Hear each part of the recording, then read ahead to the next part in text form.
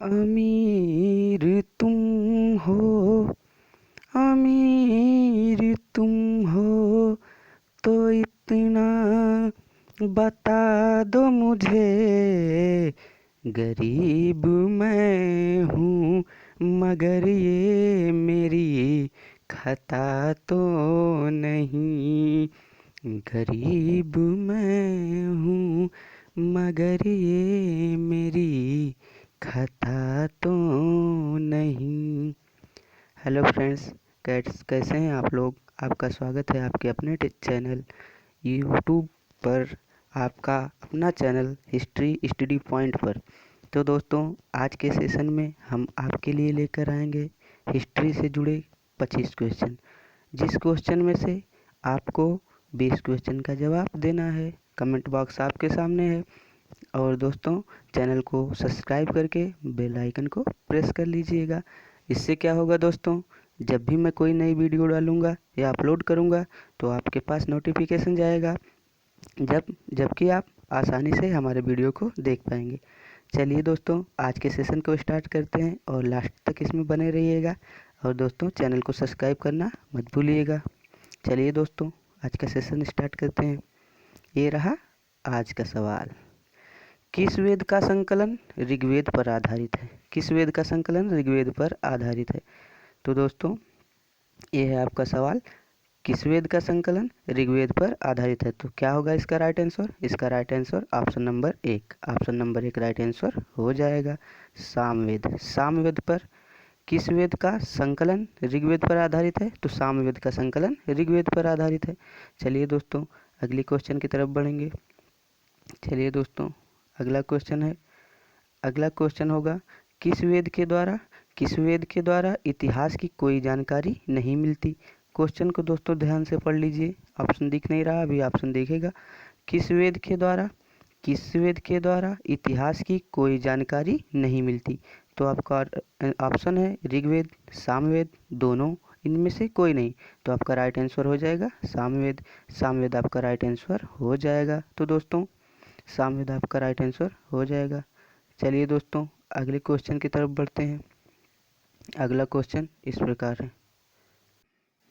अगला क्वेश्चन है दोस्तों, ऋग्वेद किसके द्वारा लिखा गया है? दोस्तों, ऋग्वेद किसके द्वारा लिखा गया है? आपका ऑप्शन है वेद व्यास, लोमहर्ष, विश्वामित्र, इनमें से कोई नहीं। तो दोस्तों, आपका क्वेश्चन क्या है?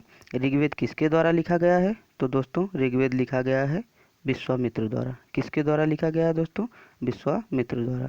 तो विश्वामित्र ऑप्शन नंबर 3 आपका राइट आंसर हो जाएगा। देख लीजिएगा, विश्वामित्र आपका राइट आंसर हो जाएगा। चलिए दोस्तों, ऋग्वेद पूछा जाए तो ऋग्वेद के संकलनकर्ता कौन है? विश्वामित्र हैं। और वेद के संकलनकर्ता कौन है? तो वेद व्यास हैं। पुराणों के संकलनकर्ता कौन है? तो महर्षि लोमहर्ष या महर्षि लोम, ये पुराणों के संकलनकर्ता हैं। ये जो वेदों के संकलनकर्ता हैं, ऋग्वेद के संकलनकर्ता कौन? विश्वामित्र। तो आपका राइट आंसर हो जाएगा option number 3, Vishwamitra right answer हो जाएगा। चलिए दोस्तों, अगले सवाल की तरफ बढ़ते हैं। दोस्तों, वेदों के संकलनकर्ता कौन है? दोस्तों, वेदों के संकलनकर्ता कौन है? तो अभी पिछले क्वेश्चन में मैंने बताया था कि वेदों के संकलनकर्ता महर्षि वेद व्यास हैं। महर्षि वेद व्यास आपका राइट आंसर हो जाएगा। महर्षि वेद व्यास आपका राइट आंसर हो जाएगा। और पुराणों के कौन है दोस्तों? पुराणों के लोमहर्ष आपका राइट आंसर होगा जब पूछेगा कि पुराणों के संकलनकर्ता कौन है। वैसे क्वेश्चन में हमारे पूछा है कि वेद के संकलनकर्ता कौन है? तो दोस्तों, वेद के संकलनकर्ता कौन? महर्षि वेद व्यास। महर्षि वेद व्यास वेद के संकलनकर्ता हैं। चलिए दोस्तों, अगले क्वेश्चन की तरफ बढ़ेंगे। वेदों की संख्या कितनी है? वेदों की संख्या कितनी है? तो दोस्तों, वेदों की संख्या कितनी है? 4 है। वेदों की संख्या 4 है। ऋग्वेद, सामवेद, यजुर्वेद, अथर्ववेद। ऋग्वेद, सामवेद, यजुर्वेद, अथर्ववेद। वेदों की संख्या कितनी है? 4 है। चलिए दोस्तों, अगले सवाल की तरफ बढ़ते हैं। अगला सवाल जो इस प्रकार है, पुराणों का रचयिता किसको माना गया है? पुराणों का रचयिता किसको माना गया है? जैसा कि मैंने पहले क्वेश्चन में आपको बता दिया था कि पुराणों के रचयिता जो हैं लोमहर्ष हैं। वेद व्यास किसके हैं? वेदों के रचयिता हैं। और विश्वामित्र किसके रचयिता हैं? तो दोस्तों विश्वामित्र थे ऋग्वेद के रचयिता। तो इसका राइट आंसर क्या होगा? लोमहर्ष। लोमहर्ष राइट आंसर हो जाएगा। क्यों? क्योंकि दोस्तों यहाँ क्वेश्चन में पूछा है पुराणों के रचयिता कौन है, यानी पुराणों की का रचयिता किसको माना गया है? तो किसको? लोमहर्ष को माना गया है। चलिए दोस्तों अगले क्वेश्चन की तरफ बढ़ते हैं। अगले क्वेश्चन की तरफ बढ़ेंगे धीरे धीरे।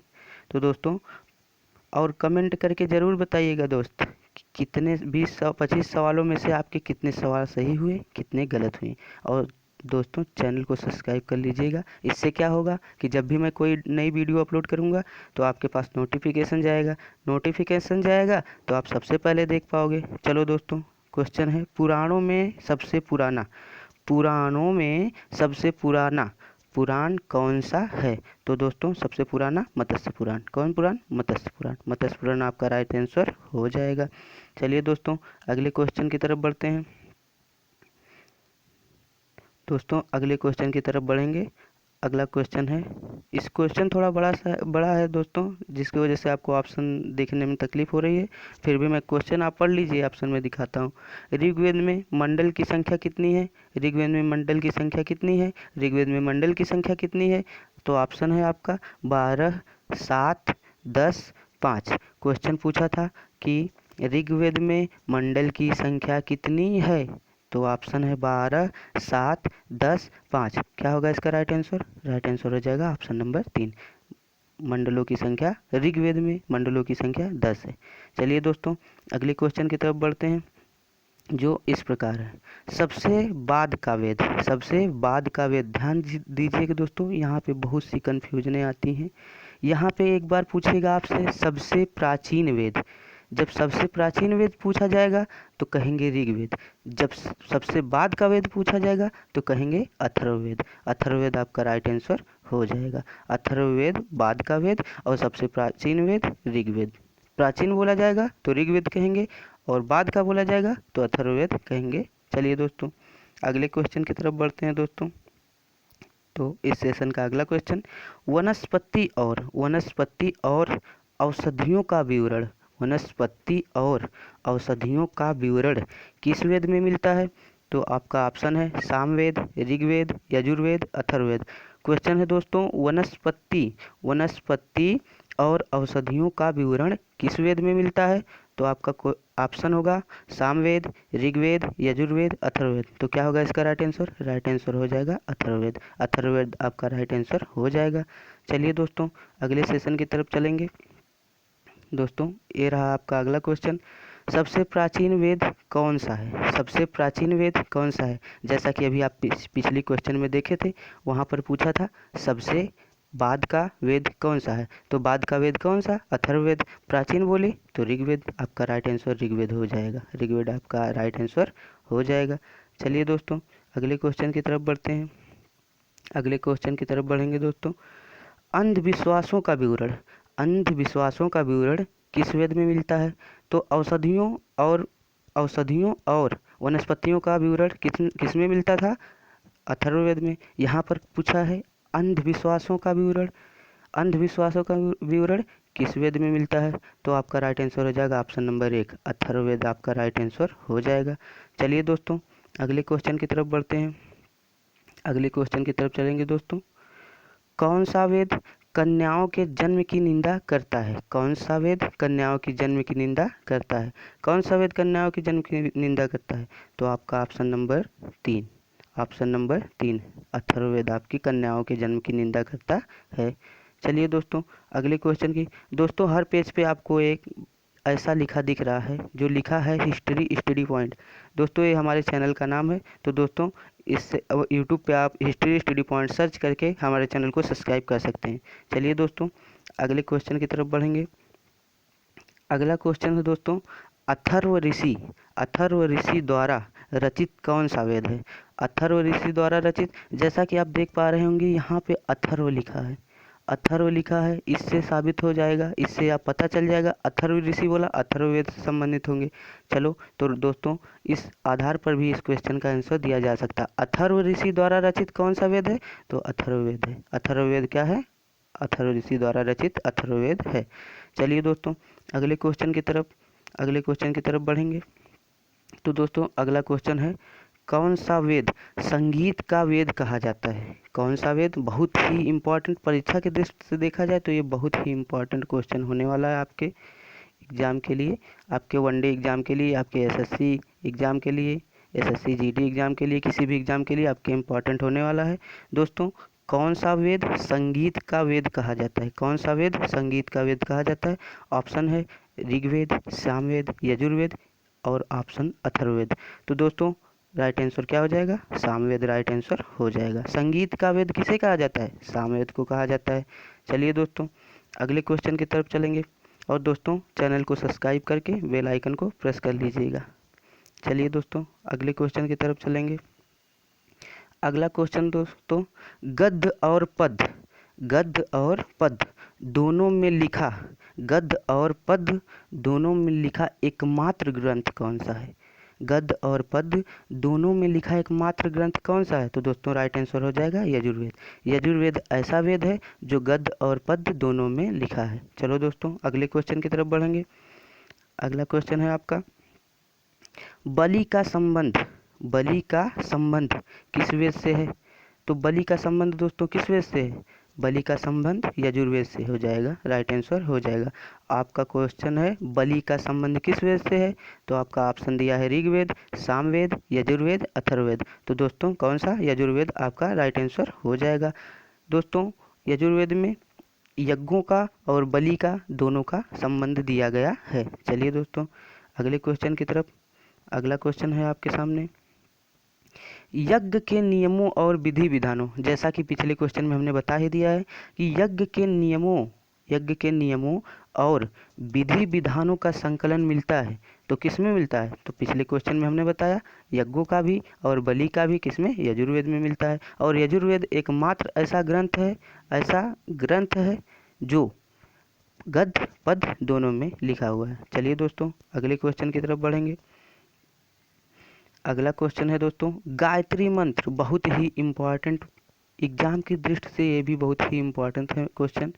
दोस्तों इसको आप लोग चाहे तो लिख सकते हैं, इस क्वेश्चन को स्क्रीनशॉट करके रख सकते हैं। तो दोस्तों ये क्वेश्चन है, गायत्री मंत्र किस वेद से लिया गया है? गायत्री मंत्र किस वेद से लिया गया है? तो दोस्तों क्या होगा राइट आंसर? ऋग्वेद। ऋग्वेद आपका राइट आंसर हो जाएगा, ऋग्वेद आपका राइट आंसर हो जाएगा। चलिए दोस्तों अगले क्वेश्चन की तरफ बढ़ते हैं। ऋग्वेद में गंगा का उल्लेख कितनी बार किया गया है? दोस्तों ये भी क्वेश्चन आपके परीक्षा की दृष्टि से बहुत ही इम्पोर्टेंट होने वाला है दोस्तों। वीआईपी यानी वेरी इम्पोर्टेंट हो सकता है क्या हो गया है बहुत ही बार कई एग्जामों में। आप पिछले विगत वर्षों का एसएससी का पेपर उठा के देख लीजिएगा, उसमें कई बार ऐसा क्वेश्चन पूछा जा चुका है। ऋग्वेद में गंगा का उल्लेख कितनी बार किया गया है? तो ऋग्वेद में गंगा का उल्लेख कितनी बार किया गया है? ऑप्शन है 2, 1, 4, 3। तो ऋग्वेद में गंगा का उल्लेख कितनी बार? एक बार किया गया है। कितनी बार? एक बार किया गया है। चलिए दोस्तों अगले क्वेश्चन की तरफ बढ़ते हैं दोस्तों। अगला क्वेश्चन है, किस वेद को सबसे प्राचीन ग्रंथ कहा गया है? किस वेद को सबसे प्राचीन ग्रंथ? तो किस वेद को सबसे प्राचीन ग्रंथ, यहाँ पे दो क्वेश्चन बनता है दोस्तों। यहाँ पे पूछ देगा किस वेद को सबसे बाद का वेद कहते हैं, किस वेद को सबसे बाद का वेद कहते हैं। और ये क्वेश्चन आपके सामने है ही कि किस वेद को सबसे प्राचीन ग्रंथ कहा जाता है। तो किस वेद को कहा जाता है दोस्तों? ऋग्वेद को। और सबसे बाद के वेद को क्या कहा जाता है? अथर्ववेद। अथर्ववेद जो कि आपके 4 नंबर के ऑप्शन में दिया है अथर्ववेद। इससे सबसे बाद का ध्यान दीजिएगा दोस्तों, यहाँ पे कंफ्यूजन नहीं होना चाहिए आपको। ये बाद बोलेगा तो क्या? अथर्ववेद। और प्राचीन बोलेगा दोस्तों, प्राचीन बोलेगा दोस्तों तो ऋग्वेद आपका राइट आंसर हो जाएगा। चलिए दोस्तों अगले क्वेश्चन की तरफ बढ़ते हैं। अगला क्वेश्चन दोस्तों, किस वेद में किसी भी ऐतिहासिक घटना का वर्णन नहीं है? किस वेद में किसी भी ऐतिहासिक घटना का वर्णन नहीं है? तो दोस्तों किस वेद में नहीं है? ऋग्वेद और सामवेद में ऐतिहासिक घटना का वर्णन नहीं है, किसी भी विशेष ऐतिहासिक घटना का दोस्तों। ऋग्वेद और सामवेद आपका राइट आंसर हो जाएगा, यानी ऑप्शन नंबर 3 आपका राइट आंसर हो जाएगा। चलिए दोस्तों आज के सेशन का लास्ट क्वेश्चन होगा। और दोस्तों इस चैनल को सब्सक्राइब शेयर करके और बेल आइकन को प्रेस कर लीजिएगा दोस्तों। इससे क्या होगा, जब भी मैं कोई नया वीडियो डालूँगा आपको नोटिफिकेशन मिल जाएगा दोस्तों। और नोटिफिकेशन मिलने से क्या होगा कि आप सबसे पहले हमारे इस वीडियो को देख पाएंगे। चलिए दोस्तों, इस सेशन का लास्ट क्वेश्चन, वनस्पति और औषधियों का विवरण, वनस्पति और औषधियों का विवरण किस वेद में मिलता है? वनस्पति और औषधियों का विवरण किस वेद में मिलता है? तो दोस्तों ऑप्शन है सामवेद, यजुर्वेद, अथर्ववेद और ऋग्वेद। तो आपका option number D, option number 4 आपका राइट आंसर हो जाएगा। तो दोस्तों कमेंट में ज़रूर बताइएगा कि कैसा लगा आपको मेरा ये क्लास। और दोस्तों लाइक सब्सक्राइब ज़रूर कर लीजिएगा। इससे क्या होगा दोस्तों, जब भी कोई नई वीडियो अपलोड होगी आपके पास नोटिफिकेशन चला जाएगा और आप इससे जुड़ जाएंगे। चलिए दोस्तों, जय हिंद दोस्तों।